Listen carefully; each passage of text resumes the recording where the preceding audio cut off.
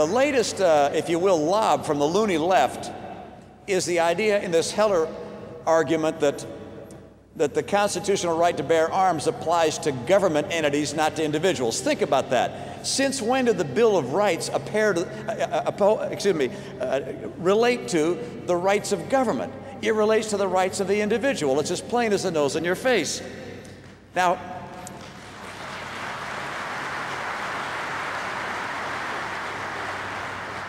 one of the nation's great spokesmen for the rights of Americans, for the freedoms of the individual in this great land, Charlton Heston, said it best, and I quote, "Our founders refused to ratify a constitution that didn't protect individual liberties. They meant what they said.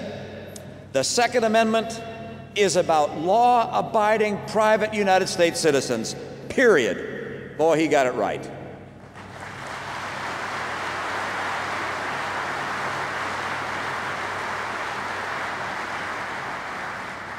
Can you imagine what Barack Obama's Supreme Court, how it would decide these issues? Can you imagine if you were president what he'd do? I mean, think, this is, as you heard just earlier from Karl Rove and others, this is a guy who voted against the right of a homeowner to be able to defend him or herself inside their own home with their own weapon. This is a guy who refused to sign that amicus brief that Kay Bailey Hutchinson just talked about, that went to the Supreme Court to stand behind the Heller decision or protecting the Second Amendment rights in the Heller decision. This is a person who has not stood with us in Second Amendment issues. He is a man who I'm afraid if he were to put in place a court, it would be a court that would not stand up for the issues and the rights that are so dear to us. Now, I know that not everybody in this room agrees with John McCain on every single issue. I didn't. I ran against him. But I believe that he's right on issue after issue that counts. He's right in terms of fighting global jihad. He's right about winning in Iraq. He's right about keeping government small and taxes low. And he's right about protecting the very constitutional rights that were put in our Constitution by the founders. Barack Obama is one of those liberals who thinks he knows what words the founders would have written if they were alive today. And I prefer a president like John McCain, who believes in the plain words that they actually wrote.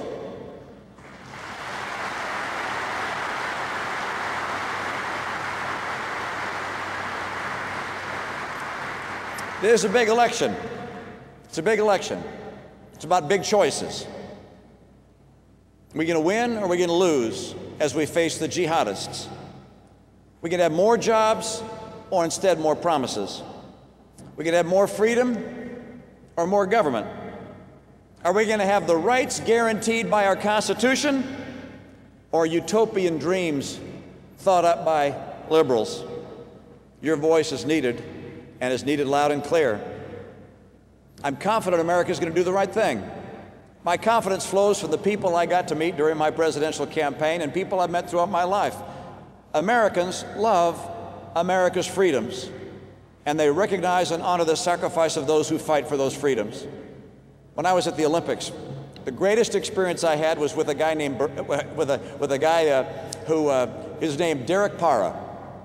Derek is Hispanic American. His experience underscores my confidence in our future. Derek was a rollerblader living in Los Angeles. His friend said to him, "You ought to stop rollerblading and try ice skating, because there's no Olympic event in rollerblading." He put on ice skates. He was fast. He was so fast he became a member of the United States speed skating team. He came out to Salt Lake City, skated his heart out, got a silver medal for the United States, and then a gold medal. Fastest man in the world on ice skates. He's only about 5'4". I invited him to sit with the vice president at closing ceremonies because Vice President Cheney said, "Would you choose one athlete to represent all the athletes that sit with me?" And I chose Derek. As Derek was coming in the president's box, I said to Derek, "What was the most meaningful experience in your Olympic Games?" And it wasn't the silver medal, and it wasn't the gold medal. He said, "Mitt, it was being honored to carry in the flag that had flown above the World Trade Center on September 11, 2001 into the opening ceremonies of the Games."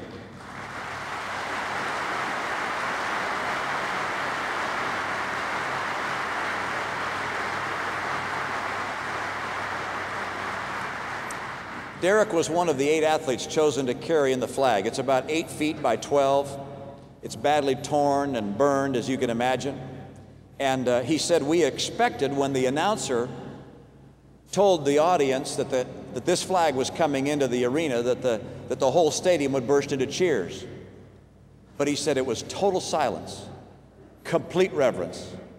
And he said, so we carried the flag, stopped in front of the symphony and the choir, and they began performing the national anthem. And he said, Mitt, it was hard to hold on to my emotions as I was holding that flag. And they were singing those words. And then he said the choir did something we didn't know was coming. They were singing an old 1930s version of our national anthem, where you repeat the last line 1 octave higher with much greater orchestration. Oh, say does that star-spangled banner yet wave o'er the land of the free and the home of the brave. And he said this time, Mitt, as they sang it with so much more power, a gust of wind blew in the flag and lifted it in our hands. And he said it was as if the spirits of all those who'd fought and died for American liberty had just blown in that flag. And he said tears began running down my face. As he said that, tears filled my own eyes. I said to myself then, and I've said to myself many times since, that it is that love of liberty and the people who sacrifice for our liberty that convinced me that America will remain the greatest nation on earth, that the challenges we face will be overcome, that we will choose the leaders who will keep America strong, and that depends in large measure on good people like yourself. I know that we're going to count on you to stand up and fight for the values of this great country, to stand up and fight for the principles that have made us the greatest and strongest nation on earth. Your voice is going to have to be loud and clear. God bless the Constitution of the United States. God bless the Bill of Rights of the United States. And God bless this great country. Thank you so very much. Thank you. Thank you. Thank you.